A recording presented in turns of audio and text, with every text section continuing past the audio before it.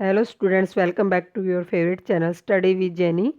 आज मैं second chapter की सेकंड वीडियो बनाने जा रही हूँ। इससे पहले फर्स्ट पार्ट बना चुकी हूँ, तो let's start video. First of all हम देखेंगे जो सोर्स 7 है और उसके अंदर जो हर्षचरित्रा है उसके बारे में जानेंगे। The Harshacharita is a biography of Harshavardhana the ruler of Kannauj, composed in Sanskrit by his court poet Banabhatta. C का मीन्स है यहाँ पर एप्रोमैक्स टाइम 7th सेंचुरी CE। तो हरिश्चरित्रा क्या है? हर्षवर्धना की बायोग्राफी थी और हर्षवर्धना कन्नौज का रूलर था। और ये हर्षवर्धना किसने कंपोज की थी? जो हर्षवर्धना का क्या है, कोर्ट पोइट था बाणभट्टा, उसके द्वारा संस्कृत में कंपोज की गई थी। और कब? 7th सेंचुरी के अंदर। 5.4 land grants and new ruler Eliot's. तो अर्ली सेंचुरी की कॉमन एरा की बात करें तो उस टाइम क्या है, जो लैंड होती थी वो ग्रांट्स की जाती थी किसके द्वारा? बाय द किंग्स के द्वारा।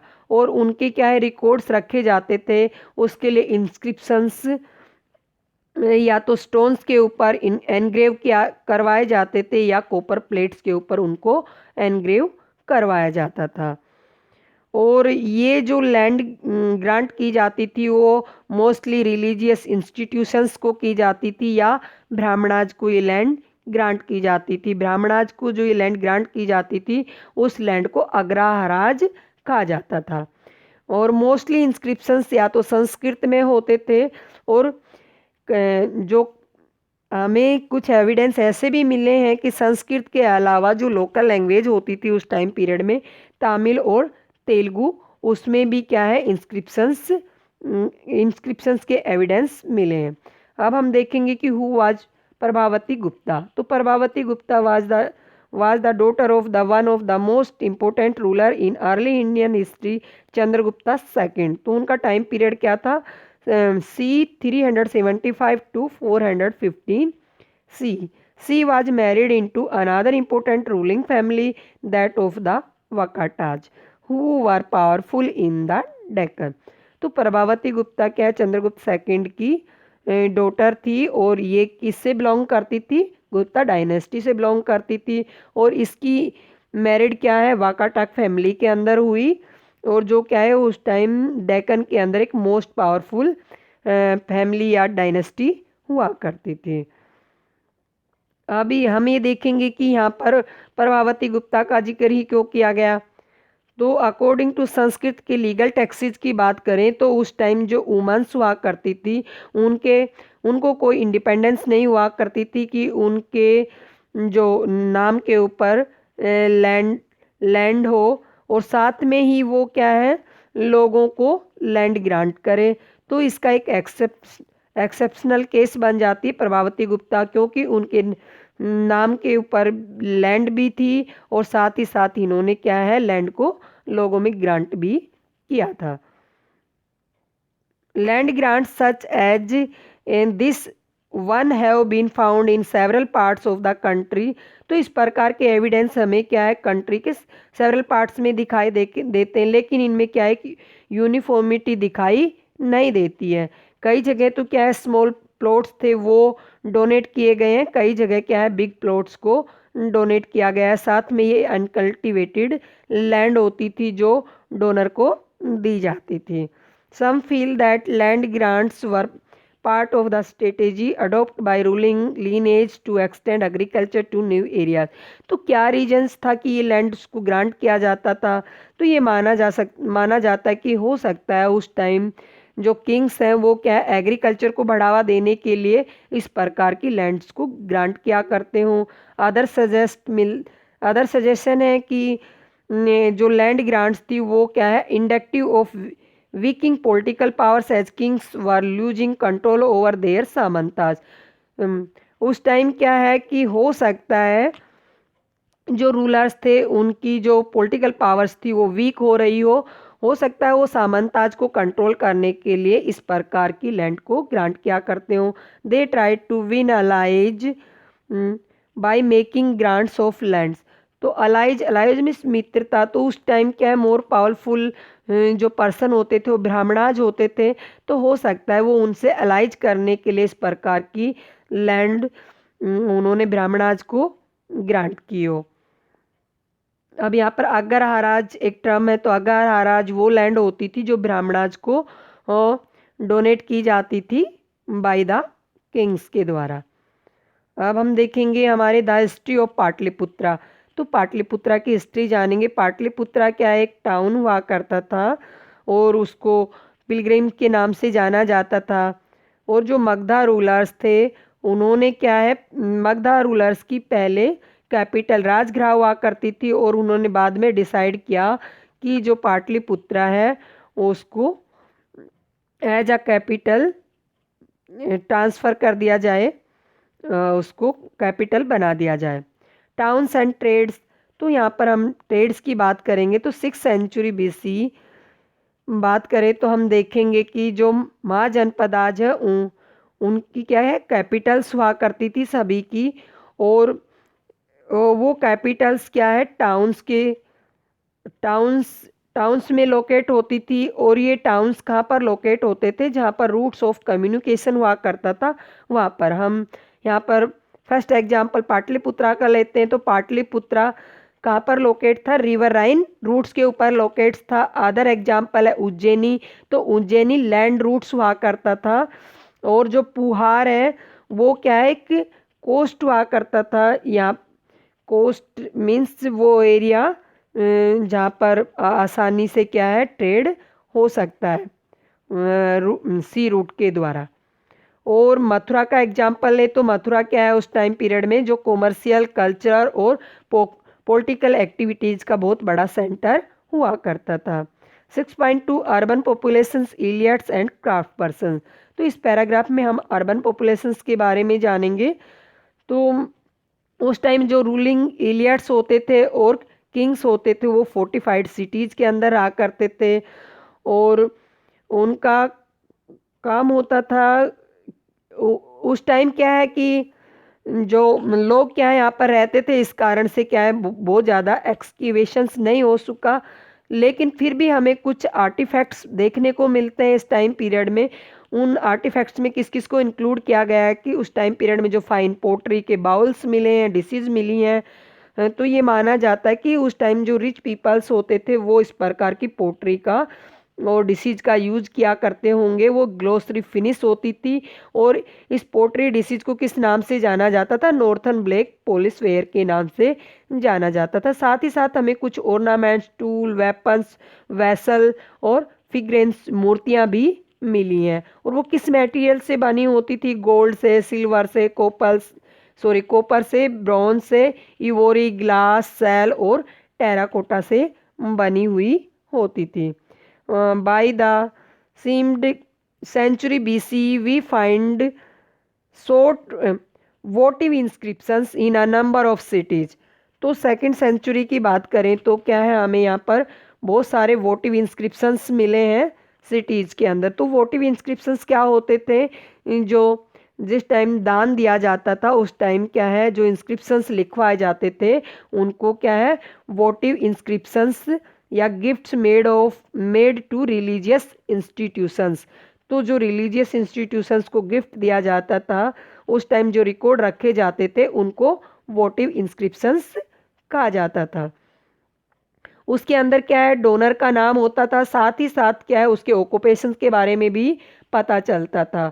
और उस टाइम में क्या है जो लोग टाउन्स के अंदर रहते थे उसके अंदर किनको इंक्लूड किया गया है, वॉशिंग फोक, वीवर्स को, स्क्राइब्स को, कारपेंटर्स को, पोटर्स को, gold Smith, black Smith, official religious जो टीचर्स होते थे, साथ ही साथ जो मर्चेंट्स होते थे, किंग्स होते थे, उनको इसमें इंक्लूड किया गया है। अब हमारा एक टर्म आता है यहाँ गिल्ड्स या श्रेणी। तो गिल्ड्स या श्रेणी क्या होती थी, तो these are organise of craft producers and merchants. तो उस टाइम में जो क्राफ्ट प्रोड्यूसर्स होते थे, मर्चेंट्स होते थे, तो वो इस प्रकार की गिल्ड या श्रेणियाँ बनाया करते थे। वो क्या है अपना जो प्रॉफिट होता था या कोई जो रॉ मटेरियल्स होता था उसको परचेज करने के लिए, किसी सामान को बेचने के लिए वो जो जो एक प्राइस क्या है फिक्स करते थे, उस प्रकार की जो श्रेणियां होती थी उनको गिल्ड्स कहा जाता था। तो ये गिल्ड्स का क्या काम होता था, ये रॉ मटेरियल को लेती थी और उससे तैयार माल को प्रोडक्ट बनाकर रेगुलेट करती थी और बाज़ार में उसको बेचती थी। अब हम नेक्स्ट अपना टॉपिक देखते हैं, trade in the sub continents and beyond. तो यहाँ सब कॉन्टिनेंट देखेंगे तो उस टाइम में सब कॉन्टिनेंट के अंदर कौन कौन से एरियाज इंक्लूड होते थे। तो आज की जो कंट्री है हमारी, पाकिस्तान, इंडिया, श्रीलंका, नेपाल, भूटान और बांग्लादेश, उस टाइम का सब कॉन्टिनेंट हुआ करता था। तो 6th सेंचुरी BC की बात करें तो जो रिवर रूट्स होते थे उससे क्या है, बहुत बड़ा ट्रेड किया जाता था। सेंट्रल एशिया क्या है, बहुत बड़ा बहुत बड़ा ट्रेड रूट हुआ करता था उस टाइम ट्रेड करने का। और इसके अंदर अरबियन सी का एग्जाम्पल है तो इसके अंदर ईस्ट और नॉर्थ अफ्रीका इंक्लूड होता है, और वेस्ट एशिया, इसके अंदर जो बे ऑफ बंगाल है उसको वेस्ट एशिया इसके अंदर इंक्लूड किया गया है। और साथ ही साथ बे ऑफ बंगाल के अंदर साउदर्न एशिया और चाइना को इंक्लूड किया गया है। तो यहाँ पर क्या है, रूलर्स क्या है, इन रूट्स के माध्यम से ट्रेड क्या करते थे, और साथ में ये रूलर्स क्या है, जो लोग ट्रेड करते थे उनको प्रोटेक्शंस दिया करते थे। इसके बदले में ये इनसे क्या है, टैक्स भी लिया करते थे, कुछ बदले में कुछ गिफ्ट भी लिया करते थे। Those who travelled these routes include peddlers who probably travels on foot and merchants who travels with caravans of bull carts and pack animals. तो यहाँ पर जो ट्रेडर्स की बात करें तो यहाँ 3 टाइप के ट्रेडर्स हुआ करते थे। फर्स्टली पैडलर्स मीन्स वो ट्रेडर्स हुआ करते थे जो घूम घूम के क्या है, अपना व्यापार करते थे। पैडलर्स मीन्स वो फेरी वाले लोग। और सेकेंडली क्या है, जो रिच मर्चेंट हुआ करते थे तो वो क्या है, कारवैंस या जो बुल कार्ट हुआ करती थी या पैक एनिमल्स के द्वारा अपना जो सामान थे उसको बेचा करते थे। थर्डली क्या है कि वो मर्चेंट्स हुआ करते थे, वो ट्रेडर्स हुआ करते थे जो सी रूट के जरिए क्या है, अपना ट्रेड किया करते थे। और ये जो सी रूट से क्या है, ट्रेड करना रिस्की तो होता था लेकिन बहुत ही प्रॉफिट भी होता था इसके अंदर। तो आपको स्टूडेंट्स ये क्लियर हो गया होगा कि जो 600 BCE से 600 CE के अंदर जो ट्रेड हुआ करता था वो किन किन एरियाज में कहाँ कहाँ ट्रेड हुआ करता था और कौन कौन से ट्रेडर्स हुआ करते थे। अब जो ये जो रिच मर्चेंट्स होते थे उनको तामिल टैक्स के अंदर मस्तहुअन के नाम से जाना जाता था, और प्राकृत टैक्स के अंदर इनको सेठीज। तो आज भी हम देखते हैं जो रिच पर्सन होते हैं उनको सेठ कहा जाता है। तो उस टाइम पीरियड में जो रिच मर्चेंट्स थे उनको प्राकृत में सेठीज या सातवाज कहा जाता था। अब हम देखते हैं कॉइन्स और किंग्स। तो जो कॉइन्स होते थे वो किंग्स से किस प्रकार से रिलेट होते थे। तो फर्स्टली हम देखेंगे कि जो कॉइन्स आ गया था उससे तो सबसे पहले तो क्या है, उस टाइम जो ट्रेड करना है वो बहुत ही इजी गोइंग हो गया था।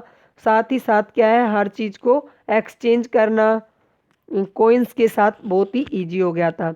तो फर्स्टली पंचमार्क कॉइन्स आए, वो सिल्वर और कॉपर के बने होते थे 6th सेंचुरी BC के अंदर। और पंचमार्क कॉइन इन्हें क्यों कहा गया है, इनका क्या रीजन है पंचमार्क कॉइन कहने का, क्योंकि इन कॉइन्स को क्या है, पंच करके बनाया जाता था। इसके अंदर मोस्टली हम देखते हैं कि कुछ ऐसी पिक्चर्स बनी हुई दिखती हैं पंचमार्क कॉइन पे, लाइक फेस, ट्री, इस टाइप की पिक्चर्स। जो पंचमार्क कॉइन्स थे वो क्या है, जो रूलिंग डायनेस्टीज होती थी वो ही इशू करती थी। तो जो पंचमार्क कॉइन्स हैं वो मोरन डायनेस्टी से जोड़कर इनको देखा गया है कि ये माना गया है कि इनके किंग्स ने पंचमार्क कॉइन को इशू कराया होगा। साथ ही साथ किंग्स के अलावा जो मर्चेंट्स होते थे, बैंकर्स होते थे, टाउन्स पीपल्स होते थे, वो लोग भी इस प्रकार के कॉइन्स को इशू करते थे। The first coin to bear the names and images of rulers were issued by the Indo-Greeks who established control over the northwestern part of the subcontinent c 2nd century BC। तो सबसे पहले जो gold coins issue किए, firstly जो coins को issue किया था name और इमेजेस के साथ, वो इंडो ग्रीक रूलर्स थे और वो नॉर्थ वेस्टर्न पार्ट को उन्होंने कंट्रोल ओवर किया हुआ था, वहाँ पर वो रूल करते थे। और ये 2nd सेंचुरी की BC की बात है। और जो कुषाण्स थे उन्होंने क्या है, बहुत बड़ी मात्रा में जो गोल्ड कॉइन्स थे उनको इशू किया 1st सेंचुरी के अंदर। अब न्यूमिस्मेटिक्स यहाँ पे एक टर्म आया है, तो numismatics the study of coins. तो जो क्या है, जो लोग क्या है, जो कॉइन्स को स्टडी करने में स्पेशलिस्ट होते हैं, साथ ही साथ वो कॉइन्स की स्क्रिप्ट को जानते हैं और ये भी रिलेट करके देखते हैं कि ये कॉइन्स किस किंग से रिलेट है, और साथ में उसकी स्क्रिप्ट को जानते हैं, साथ में ये जानते हैं कि ये कौन से टाइम पीरियड का कॉइन्स है। तो उन लोगों को न्यूमिस्मेटिक्स के नाम से जाना जाता है। तो हम अभी जो कुषाणाज ने क्या है, जो फर्स्ट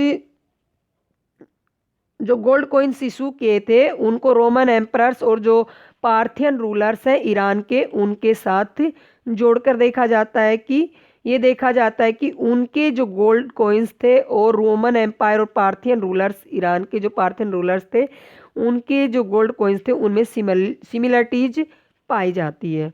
तो ये माना जाता है कि हो सकता है कि इनका आपस में या तो ट्रेड होता होगा या एक दूसरे की इन्होंने नकल की होगी। Coins were also issued by tribal republics such as that the Yodhas of Punjab and Haryana century 1st century EC। तो योद्धा एक ट्राइबल्स होती थी, ट्राइबल रिपब्लिक्स होती थी, उन्होंने क्या है कॉइन्स को इशू किए। कौन से कॉइन्स इशू किए थे? कॉपर्स के कॉइन्स को इशू किया था 1st सेंचुरी, और ये पंजाब और हरियाणा के अंदर हमें मिले हैं। Some of the most spectacular gold coins were issued by the Gupta rulers, the earliest issued in the remarkable for their purity। तो गोल्ड कॉइन्स की बात करें और जो क्या है स्पेक्टिकुलर्स, बहुत ही विशेष कॉइन्स हैं ये, तो इनको किसने इशू करवाया था? गुप्ताज रूलर ने। लेकिन इनकी क्या सबसे बड़ी फीचर्स क्या थी कि ये जो गोल्ड कॉइन इशू किए गए थे रिमार्केबल थे और साथ ही साथ इनमें बहुत प्योरिटी भी मिलती थी। ये जो गोल्ड कॉइन्स थे ये प्योर गोल्ड के ही थे। यहाँ पर देखिए स्टूडेंट्स, यहाँ पर पंचमार्क कॉइन्स की फिगर्स को दिखाया गया है कि किस प्रकार से जो पंचमार्क कॉइन्स हैं उनको सिंबल्स हैं उनको पंच किया गया है, जो ये कॉइन्स है इसकी सरफेस के ऊपर। फिर नीचे है हमें कॉपर कॉइन्स को दिखाया गया है कि जो योद्धाज के टाइम पीरियड में कॉपर कॉइन्स चले थे उनको, और नीचे हमें दिखाया गया है जो गुप्ताज कॉइन्स है उसको। एक इसके जो आगे का पार्ट है, एक पीछे का, टेल और हेड दोनों यहाँ पर दिखाए गए हैं और उनकी प्योरिटी भी दिखाई गई है इसके अंदर। 6th सेंचुरी की बात करें तो 6th सेंचुरी के आते आते जो गोल्ड कॉइन्स थे वो हमें इनमें क्या है इकोनॉमिक्स क्राइसिस दिखाई देने लगा, कि इकोनॉमिक को लेकर गोल्ड कॉइन्स को लेकर एक संकट दिखाई देने लगा। तो इसमें हिस्टोरियंस का मानना है कि जो स्कॉलर्स हैं वो कहते हैं कि ये सजेस्ट किया जाता है कि हो सकता है उस टाइम पीरियड में कि the collapse of the western Roman empire long distance trade decline. जो रोमन एम्पायर्स था उसका जो लॉन्ग डिस्टेंस ट्रेड था वो बहुत दूर पड़ता हो, इसलिए हो सकता है कि धीरे धीरे इसमें गिरावट आई उस ट्रेडिंग सिस्टम में। साथ ही साथ जो affected the prosperity of the states communities and regions that had benefits from it other argue that new towns and networks of trade states emerging around the times. तो हो सकता है कि इस टाइम पीरियड में धीरे धीरे लोगों में जो कम्युनिटीज़ थी, रिलीजन्स था, इनका धीरे धीरे बेनिफिट्स कम हो गया हो। लोगों ने क्या है, धीरे धीरे इन गोल्ड कॉइन्स को इनका धीरे धीरे संचय करना शुरू कर दिया हो। इस कारण से भी ये गोल्ड कॉइन्स हमें कम दिखाई देने लगे थे। तो अब हम देखते हैं back to basics, how are inscriptions decipher. तो ये जो इंस्क्रिप्शंस हैं इनको कैसे डेसिफर किया गया, कैसे पढ़ा गया। तो यहाँ पर देखते हैं सबसे पहले डेसिफायर ब्राह्मी।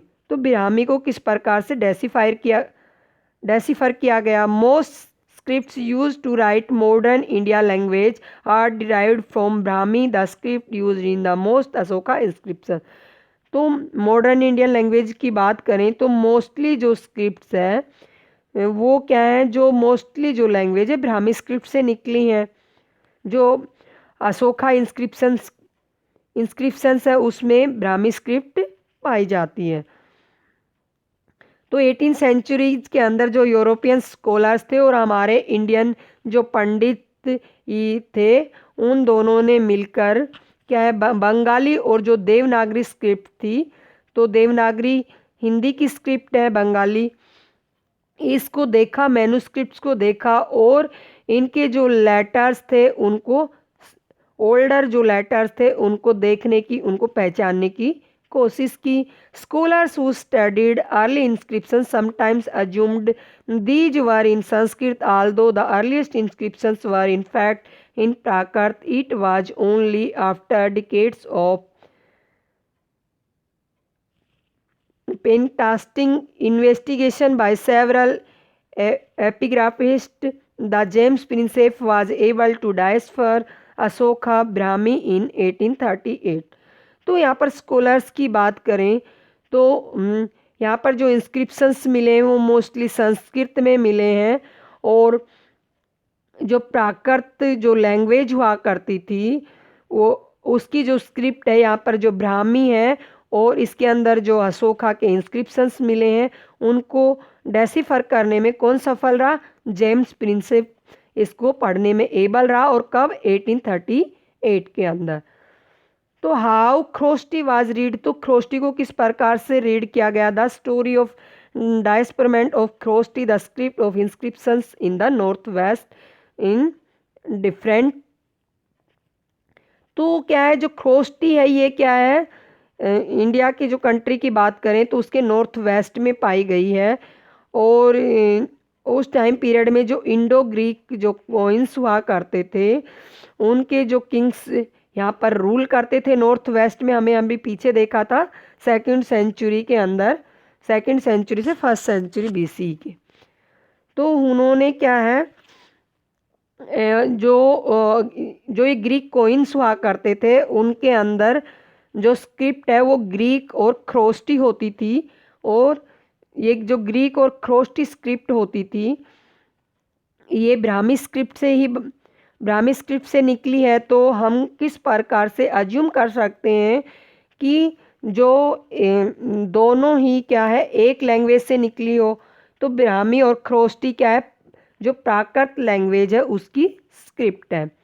तो हम देखते हैं कि हमारी हिंदी और जो हमारी संस्कृत है, तो हिंदी और संस्कृत क्या है, ये एक लैंग्वेज है और दोनों की स्क्रिप्ट क्या है, देवनागरी है। तो उसी प्रकार से हो सकता है कि ब्राह्मी और ख्रोस्टी क्या है, उस टाइम स्क्रिप्ट रही हो और जो प्राकृत है उस टाइम एक लैंग्वेज रही हो। Historians evidence from inscriptions. तो जो अशोका रूलर्स था उसने जो सोर्सेज हम 10 देखा उसके अंदर कहीं भी उनका नाम मेंशन नहीं किया है। उनकी जो टाइटल्स है उनके बारे में बताया गया है। जो देव नाम पिया, तो देव का मतलब है यहाँ पर गॉड, तो देव नाम पिया का मीन्स है be loud of the gods. फिर है पियादसी, पियादसी का मीन्स है प्लीजेंट टू बी होल्ड। तो अशोका के इंस्क्रिप्शंस में इस प्रकार की टाइटल्स का यूज किया है। तो बाद में जो एपिग्राफिस्ट हैं, हिस्टोरियंस हैं, उन्होंने पता लगाया तो बहुत सारे उन्हें ऐसे एविडेंस मिले इंस्क्रिप्शंस के अंदर, बाद में उन्होंने देखा तो पता चला कि किस प्रकार से जो अशोका है उसकी टाइटल्स का भी यूज किया गया है। तो उन्होंने पाया कि जो देव नाम पिया और पियादसी है वो अशोका से रिलेट है। अब ये जो इंस्क्रिप्शंस लिखे जाते थे उनमें कई प्रॉब्लम्स क्रिएट होती थी। अब उसमें कुछ जो एंग्विस है जो इंस्क्रिप्शंस के यहाँ पर बताए गए अशोका रूलर के बारे में, उन्होंने जो कलिंगा वॉर की थी उसके बारे में हमें वहाँ पर कोई कलिंगा के अंदर ऐसा एविडेंस नहीं मिलता कि हो सकता है कि उन्होंने इस वॉर से दुखी होकर इस प्रकार का कोई इंस्क्रिप्शन नहीं लिखवाया हो। और साथ ही साथ ये इंस्क्रिप्शन है, ये जो कलिंगा है ये प्रेजेंट टाइम में उड़ीसा में है। और साथ ही साथ हमें इस प्रकार से क्या है जो इंस्क्रिप्शंस हैं उनको पढ़ने में बहुत सारी प्रॉब्लम्स को फेस करना पड़ता है। तो हो सकता है उस टाइम जो रूलर्स हुए हों उन्होंने जो एनिग्रेव किया करवाया हो तो वो क्या है बहुत ही ऊपर ऊपर से ही लिखवाया हो, तो उसको रीड करने में बड़ी दिक्कत होती है। तो अब हम देखते हैं the limitations of inscriptions evidence. तो sometimes these are technical limitations, letters are very faintly engraved. तो उस टाइम क्या है जो इंस्क्रिप्शंस लिखवाए जाते थे उनकी टेक्निकल लिमिटेशंस होती हो लेटर्स को लिखने में। जो लेटर्स को एनग्रेव करवाया हो उन्होंने ऊपर ऊपर से ही एनग्रेव कराया हो। साथ ही साथ जो इंस्क्रिप्शंस उन्होंने लिखवाए हों कुछ टाइम बाद डैमेज हो गए हों या उनमें कुछ जो लेटर्स थे वो मिसिंग हो गए हों। और सेवरल थाउजेंड्स इंस्क्रिप्शंस ऐसे भी डिस्कवर हुए हैं कि जिनको हम क्या है डाइस्फर नहीं कर सके, उनको रीड ही नहीं कर सके और उनको पब्लिश भी नहीं कर सकते, ना ही उनको ट्रांसलेट किया गया है। और जो हमें इंस्क्रिप्शंस मिले हैं उनके अंदर हम देखते हैं कि जो पॉलिटिकल और उस टाइम पीरियड की जो इकोनॉमिकल जो नेसेसरी थी वो उन्हीं रिकॉर्ड्स को इंस्क्रिप्शंस में दिखाया गया है। और साथ ही जो उस टाइम पीरियड की जो एग्रीकल्चर प्रैक्टिस है, जो ऑर्डिनरी पीपल्स होते थे उनकी जॉय उनकी सोरो, उनके डेली एग्जिटेंस होता था, उनका जो रूटीन होता था, इन इंस्क्रिप्शंस में हमें पता नहीं चलता है। उनके बारे में हमें किससे पता चलता है जो जातकाज टेल्स हैं उनके बारे में हमें ऑर्डिनरी पीपल्स के बारे में पता चलता। जो इंस्क्रिप्शंस हैं ये ओनली सिर्फ किंग्स के बारे में ही हमें बताती हैं और उनके जो यूनिक इवेंट्स होते थे वो उन्हीं के बारे में बताती हैं। तो ये हो सकता है कि बहुत ही उस टाइम उनकी अतिशयोक्ति रही हो, उन्होंने इनका बढ़ा चढ़ाकर वर्णन किया हो, क्योंकि इंस्क्रिप्शंस किसके द्वारा लिखवाए जाते थे, किंग्स के द्वारा लिखवाए जाते थे। तो हो सकता है किंग्स ने इसमें अपनी प्रेज ही लिखवाई हो।